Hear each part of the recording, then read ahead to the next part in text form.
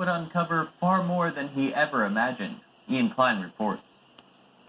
Robert Bland, who most know as Bobby, has lived in Horry County for 45 years, but his story starts in Virginia, where he was born and later adopted by a loving family who would raise him in Winston-Salem. For 72 years, Bobby would know very little about his birth mother. That is, until he had DNA results uncover far more than he ever had expected. That's something you couldn't even imagine.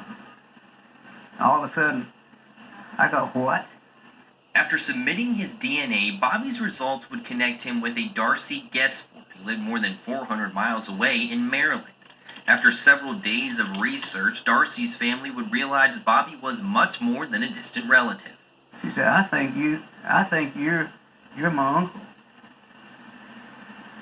I don't have any, I don't have any nieces and nephews. She said, yeah, I think you do.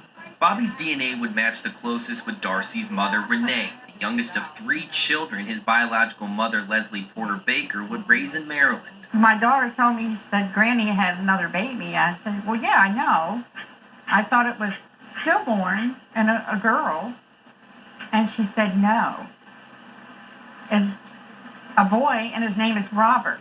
This weekend, each met for the first time, sharing stories and going through photos of the last 75 years.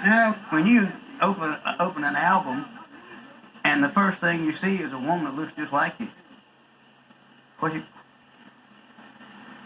it's real, you know. We had no idea about Robert at all.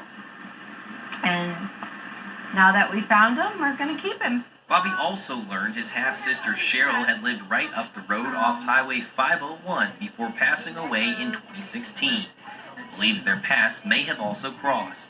I knew I'd talk to her, and I could tell you just about where it was, too. We were the old standing room up here years ago. I knew good and well that's where I met her. As the family makes up for lost time, Bobby was given an urn with his biological mother's ashes inside. And knows she's smiling down on a reunion 7 decades in the making. You got people you don't even know doing this. Good people. I think he'd be happy. Real happy. Bobby and his wife say they plan to make a trip to Maryland to meet his newly discovered relatives, including his half-brother. In the studio, Ian Klein, WMBF News.